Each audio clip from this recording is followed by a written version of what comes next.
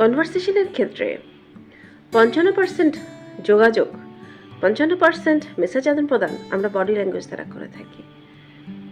এর ভেতরে আছে চোখের সংস্পর্শ, হাত ও মুখের ভঙ্গি এবং ইশারা।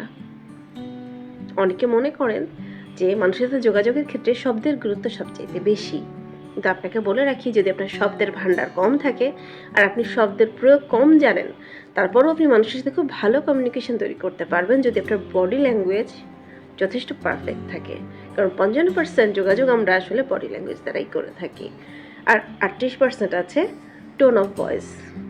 আপনার কথা বলার সময় যে টোনটা ইউজ করেন আপনি, এটার ব্যাপারে প্লিজ অ্যালার্ট থাকেন, কারণ আপনার টোন অনেক কিছু বলে দেয় যা আপনার শব্দ বলে না।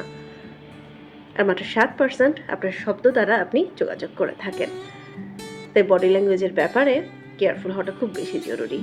চোখের সংস্পর্শ আপনাকে সৎ আর আত্মবিশ্বাসী দেখায়।